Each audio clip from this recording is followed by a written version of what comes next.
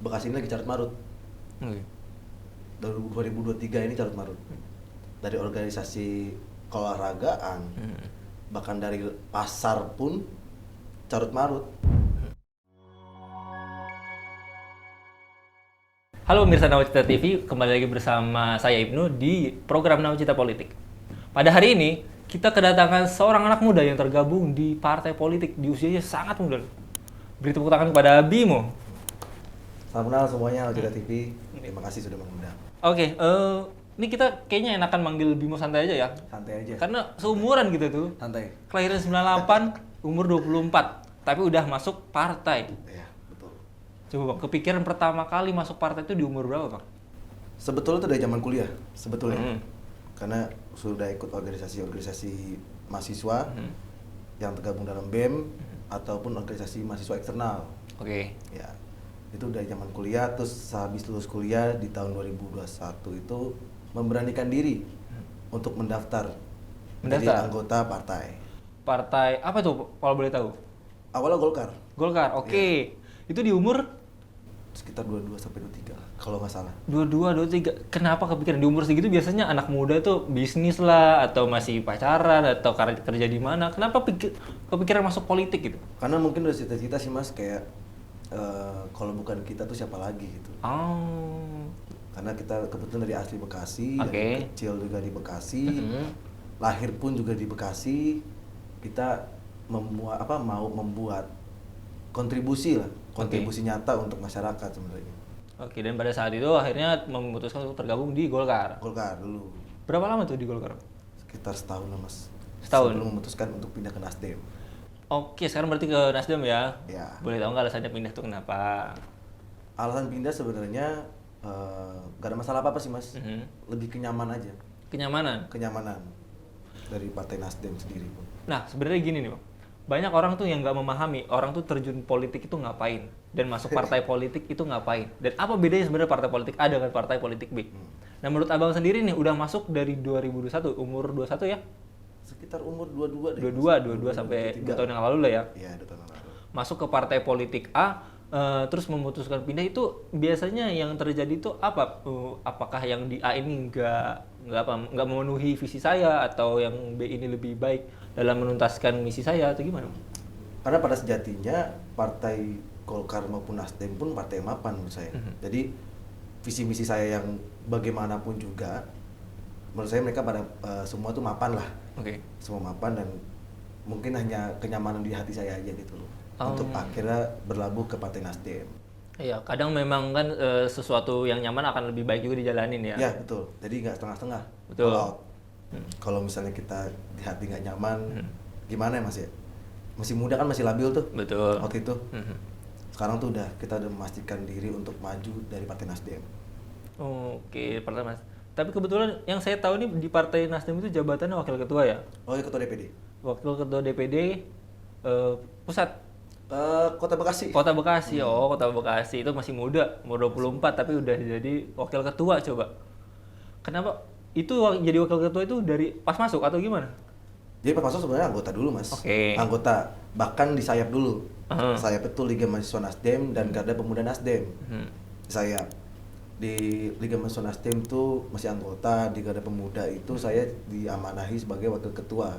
Oke. Wakil ketua Garda Pemuda Nasdem. Terus ada perubahan dan lain-lain. Akhirnya saya ditunjuk sebagai wakil ketua DPD Nasdem. Terus sebelum jauh saya pengen bahas soal Nasdem nih. Tapi pas masa kuliah sendiri nih udah kepikiran belum sih dari jauh-jauh hari itu emang pengen masuk politik dan terjun sebagai politikus? Enggak malah Mas. Saya dulu kuliah pengennya kerja. Kerja sebagai apa tuh? Di perusahaan atau memulai bisnis atau mungkin ya karena kita sering apa ya, dulu kan main game Mobile Legend. Oke. Lagi hype-nya tuh E-sport ya. e-sport. Malah tuh sempat kepikiran pengen jadi atlet e-sport.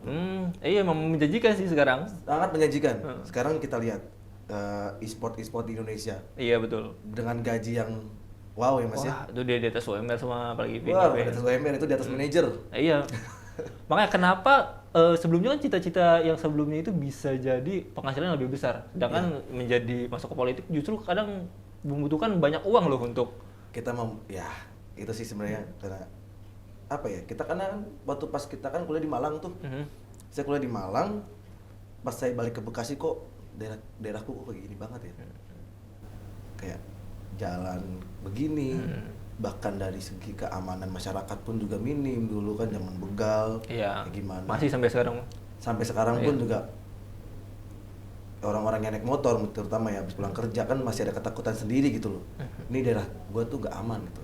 Maksudnya banyak kayak anak-anak muda yang kayak gua bang, maksudnya seumuran mungkin ya, masih ada yang begal, masih ada yang mungkin main judi.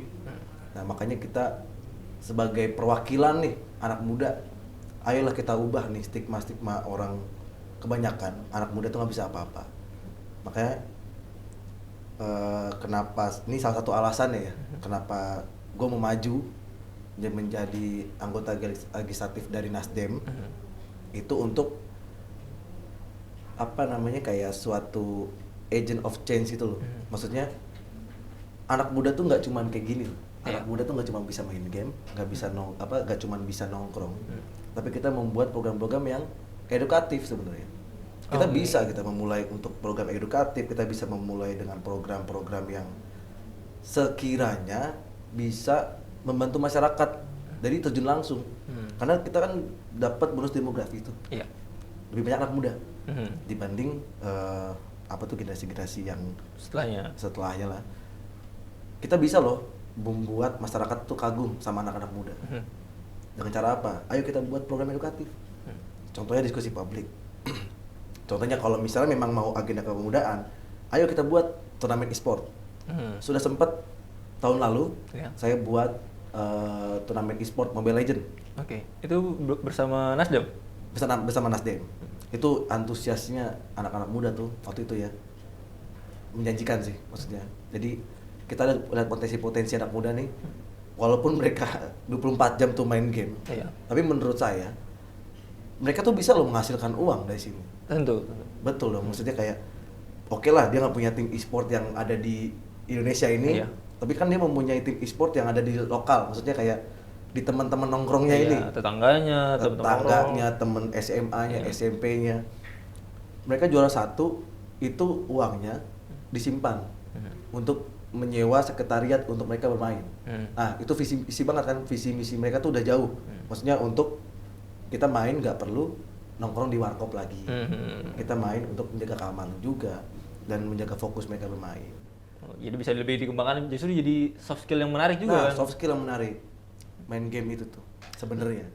Nah itu tuh teman-teman Nawacita. Jadi berangkat dari kepergiannya kuliah mengajar pendidikan di Malang, pulang ke Bekasi itu memunculkan kepedulian ya terhadap lingkungan kita. Betul. Maka dari situ tergerak nih Pak Bimo untuk masuk terjun ke politik dan merubah sistem, kalau bisa lingkungan sekitar minimal dulu ya. Betul, yang terdekat dulu aja.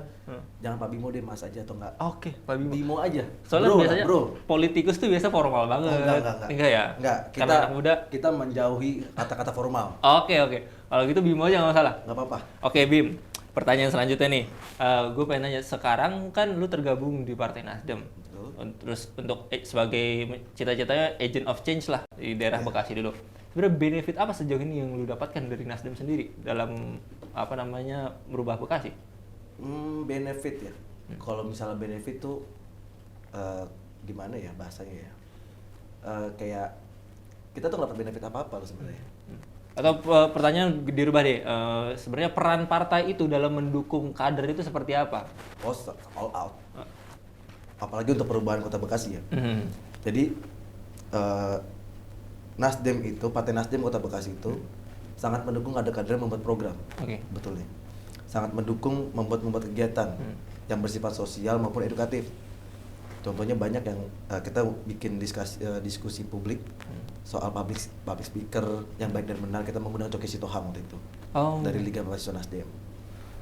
Jadi kalau dibilang benefit itu kita nggak punya benefit apa-apa, tapi tugas kita sebagai anggota atau kader Nasdem, tugas kita adalah kita mau mencerdaskan lah masyarakat atau enggak mahasiswa-mahasiswa yang nantinya akan terjun ke dunia kerja. Kan butuh kelihayan soal public speaker itu loh.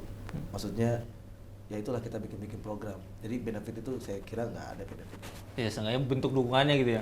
Bentuk dukungan itu dari partai itu seperti apa? Karena sebenarnya banyak orang umum tuh tidak memahami. Dimana kita tuh pengen masuk partai, tapi kan biasanya orang tuh butuh namanya uang ya. Butuh uang dalam berpolitik, dalam menjangkau masyarakat tuh butuh uang. Jadi perannya Nasdem ini apakah bisa juga ngebantu? Karena nggak semua anak muda punya uang untuk kayak penyuluhan ke sini kan. Kalau misalnya bicara soal uang, kita lebih baik patungan. Oke. Jadi kita mau bikin program apapun kita patungan. Teman-teman aja yang mau aktif atau yang mau bergabung dalam suatu program itu, ayo kita iuran. Dan itu tidak dipaksakan. Oke. Jadi secara sukarela, seluruhnya sukarela, tanpa kita mungkin dari Partai Nasdem pun yang Kota Bekasi itu mau membantu, silahkan. Tapi kita tidak meminta atau bagaimana, kita sukarela. Oh, jadi tergantung kadernya juga ya, tergantung anggotanya juga ya. Tergantung anggota, dan karena pada prinsipnya Partai Nasdem itu anti mahar. Oke, jadi tanpa mahar politik. Kalau misalnya saya nih nggak bawa modal badannya datang ke DPP-nya, boleh nih ngajuin jadi anggota? Wow, sangat boleh. Kenapa enggak? Oke. Oke, pertanyaan selanjutnya nih, Bim. Kan biasanya orang tuh identik anggota partai itu dengan kematangan usia. Lalu sendiri kan kita nih 24 tahun coba masuk ke dunia politik yang misalnya 20-an ke atas, 30-an bahkan 40-50 kan. Tanggapan lu sendiri nih terhadap dunia politik, apakah lu pernah diremehin gak sih karena umur yang masih muda? Itu sangat sering terjadi sih. Jadi kayak gini nih, ini anak muda nih nggak bisa apa-apa. Tapi jangan salah, tenaga kita masih 100%. Iya benar, itu modal tenaga, cuman pengalaman dan intelektualitas kan beliau-beliau ini. Betul. Karena kalau itu saya sepakat. Maksudnya kalau modal intelektual atau pengalaman itu bisa dibentuk sebenarnya. Oke, betul. Tapi kalau tenaga itu nggak bisa dibentuk. Iya. Ya kan? Nah, anak muda ini kenapa anak muda itu, terutama saya ya, mau terjun di dunia politik? Karena pertama gini, tenaga saya masih full, masih bujangan juga. Betul. Jadi nggak punya tanggungan apa-apa. Jadi kalau untuk diajak ngopi sama masyarakat, warga-warga, atau enggak mereka mau mengeluh ke kita nih, masih sangat terbuka 24 jam. Bahkan nanti kita spend tidur tuh sehari 3 jam atau 4 jam. Sisanya apa? Kita gerilya seluruh dapil. Misalnya kita dapil Bekasi Utara dan Medan Satria ya, dapil 2, kita muter-muter aja, jaring aspirasi. Mintanya apa? Maksudnya kayak butuhnya apa sih masyarakat tuh sebenarnya? Masyarakat tuh cuma butuh didengar. Iya. Pasang kuping panjang lebar-lebar, pengen didengar dan pengen juga realisasikan lah. Iya benar juga sih, kadang tuh biasanya orang yang berumur pasti tenaganya udah terkuras di depan meja atau birokrasinya di kantor-kantor pusat, sampai bahkan kan mengurangi waktunya ke masyarakat karena memang udah padat nih, durasi istirahatnya juga butuh. Kalau Bimo ini menjanjikan lebih, justru nongkrong juga nggak masalah ya, mengorbankan jam tidur ya kan? Mengurangi jam tidur nggak masalah banget, sangat menjanjikan. Kalau untuk mendengar untuk menjaring aspirasi masyarakat itu sangat menjanjikan. Kenapa saya bisa bilang begitu? Karena saya gini, dari pagi saya keluar jam 7 tuh, udah pasti keluar rumah. Jam 7 keluar rumah, ada agenda. Malamnya harusnya normal ya, manusia normal tuh istirahat. Iya. Tapi kalau misalnya ada panggilan, kayak, ayo bang nongkrong yuk, saya pengen ngobrol-ngobrol soal masyarakat sini. Ternyata pas kita samperin, ada warganya terkena DBD waktu itu. Akhirnya saya saranin untuk melakukan fogging. Akhirnya tersaksikan juga. Makanya banyak manfaat sebenarnya kalau kita tuh begadang. Kan kata Rhoma Irama kan, begadang boleh saja kalau ada manfaatnya. Betul. Nah, itu manfaatnya. Berarti menjaring aspirasi ke masyarakat dan mendengarkan juga, kalau bisa mencoba merealisasikannya. Iya. Jadi saya menawarkan tenaga dan pikiran yang seharusnya bukan tugas anak berumur 25 tahun. 24 tahun. Berarti sejauh ini udah sering banget terjun ke lapangan, dengar-dengar dengan warga gitu, ngobrol bareng? Sering banget. Banyak keluhannya, banyak banget. Nah itu coba bisa dijelasin nggak, gimana pandangan lu nih Bim soal Bekasi di mata masyarakat yang selama ini kan lu udah ngobrol langsung nih sama masyarakat? Unik lah kalau kota Bekasi tuh.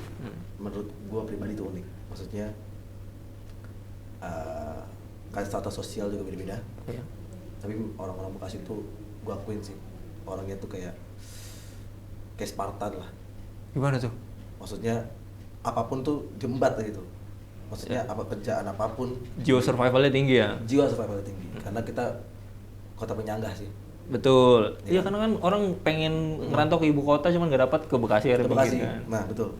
Jadi masih ada istilah kota penyangga itu karena banyak banget bukan orang Bekasi asli malah. Tapi jiwa survivalnya tuh mirip-mirip orang Bekasi gitu. Jadi kayak orang Bekasi asli aja. Betul. Nah, fenomena sejauh ini yang menjadi permasalahan utama bagi banyak masyarakat Bekasi itu apa yang udah lu temuin, Bi? Wah, macam-macam sih Mas, kayak banyak kayak ada yang soal sekolah anak. Kayak kesehatan, rata-rata kesehatan sih. Oke. Orang-orang tua itu kesehatan. Dan rencananya insya Allah habis lebaran pengen ngadain pengobatan gratis. Oh, gratis? Gratis, full. Daerah mana tuh? Bekasi Utara dan Medan Satria. Oh, Kecamatan Medan Satria. Kecamatan Medan Satria, Kecamatan Bekasi Utara. Oke, 2 kecamatan itu. Dua kecamatan. Itu mencakup apa kesehatannya? Keseluruhan? Keseluruhan, kayak cek gula darah, kolesterol, atau enggak yang lain-lain lah. Itu tergantung nakes nanti. Oh, oke. Karena ya itulah, banyak problem-problemnya kan. Salah satu problem paling besarnya itu ya penyakit, soal kesehatan. Oke. Apa itu juga yang menjadi salah satu faktor lu tuh kalau nggak salah tadi dengar mau maju ya sebagai Iya, calon legislatif? mau maju kebetulan jadi anggota legislatif lah di Kota Bekasi. Oke, DPRD berarti ya. Anggota DPRD. Kalau Bacalek. Bacalek bakal calon. Nah, kalau itu apakah kesehatan tadi itu menjadi salah satu faktor penentu atau faktor yang bikin lu pengen maju ke DPRD? Ini pengen meningkatkan kesehatannya Bekasi nih. Macam-macam sih kalau misalnya mau maju di Bekasi tuh dari kesehatan pertama, dari pendidikan juga pertama, dari sektor pemudaan juga sama. Kepemudaan itu sih yang pengen tergerak karena kita lihat dari anak mudanya aja kan banyak tuh di berita tuh ada yang masih begal, Iya. ada yang masih melakukan kriminal.